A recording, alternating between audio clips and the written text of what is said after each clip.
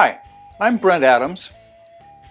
Welcome to another flute review, where we're going to be taking a closer look at one of the flutes from my collection. Today we're looking at a Bedford Avenue flute. All of the contact information will be down below.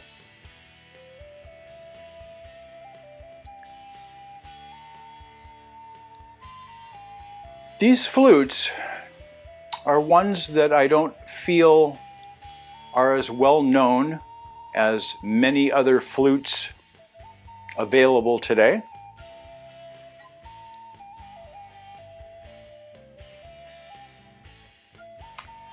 And I hope what you see here today might change that a little bit, because this is truly a fairly exceptional flute.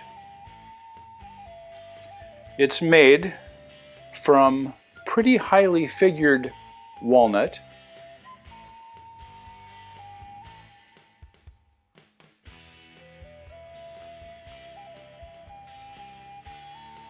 Just gorgeous, gorgeous wood grain on this. It's got some very interesting contours that are created into the sides of the flute.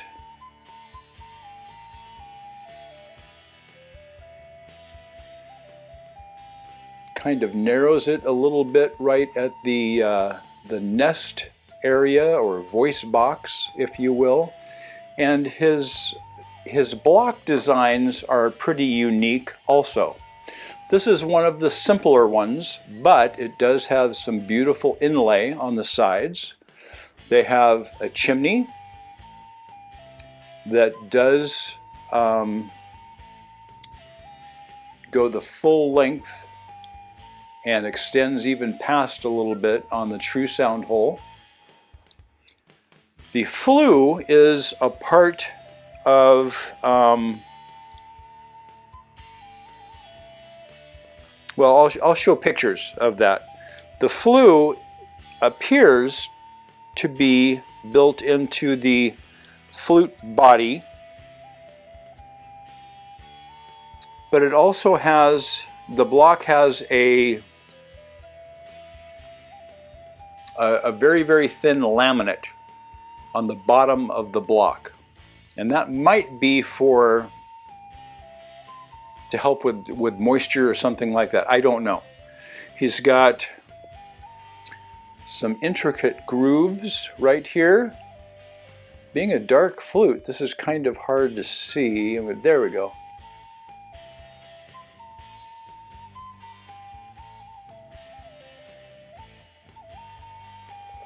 And beautiful inlay work.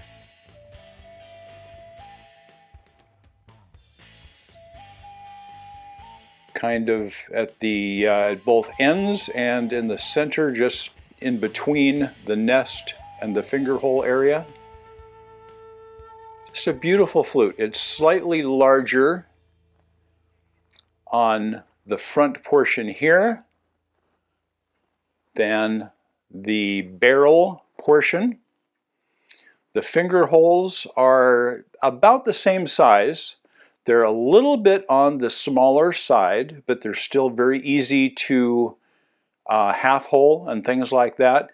They are not evenly spaced, very comfortable. This is a mid-A flute with 3/4 inch bore diameter, fairly thicker, a little bit thicker wall, not real thin, and a little bit rounded right at the edge, so it's a little bit hard to tell exactly how thick that wall is, but it's, you know, real good durable flute.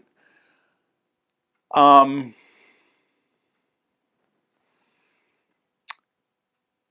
here's the voice clean or dry with no effects on it.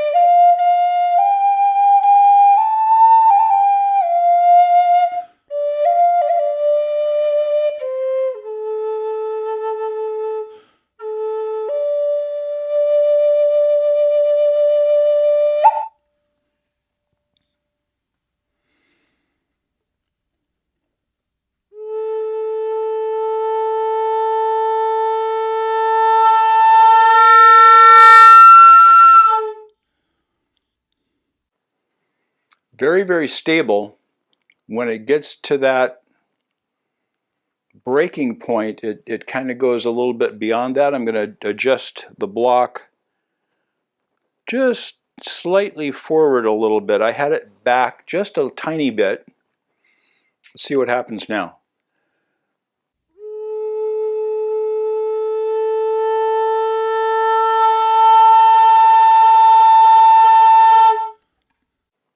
That broke very, very evenly and sounded, I think, a little bit cleaner on that octave note.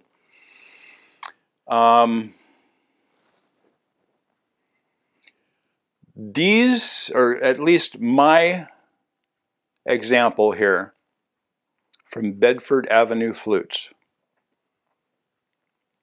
Wonderful voice. It plays very evenly throughout the range when I play up the scale.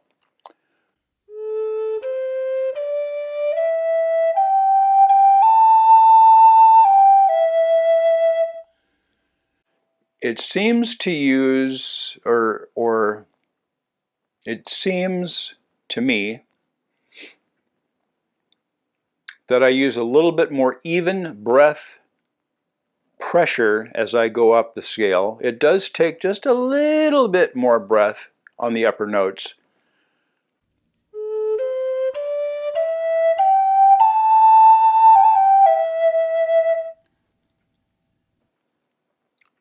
But it's much closer in evenness through the range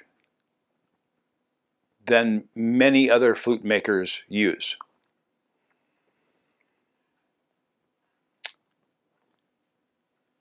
And I'm used to some of those other flutes a little bit more because that's kind of what I got started on, to be honest. So because of what I was used to, this isn't a flute that I was grabbing all the time, but every time I do grab it, I keep wondering why I don't play it more. Beautiful sound, beautiful playability, beautiful response to player input, and I mean, what a gorgeous flute. Look at this thing.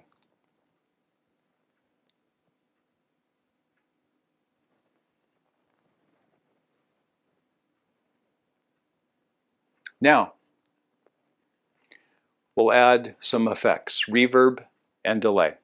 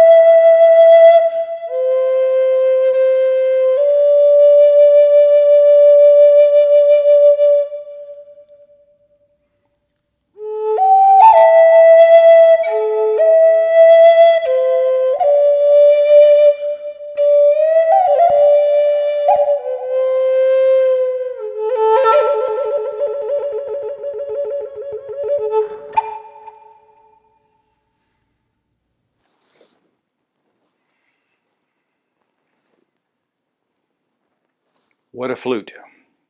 What a flute.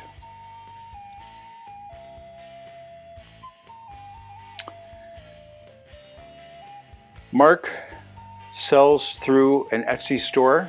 I don't know if he does special order custom flutes or not. I will link to his website and to his Etsy store down in the description box below. Let me know what you think of my Bedford Avenue flute. I'm rather enamored by this, and I need to make a little bit more of an effort on my part to grab this to play when the opportunity arises to try to grab a mid-A flute.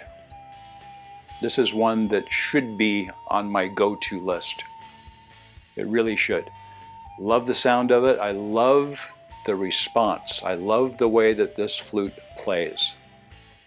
And I like the way it looks. It's just gorgeous. Just a gorgeous example of his work. Beautiful craftsmanship.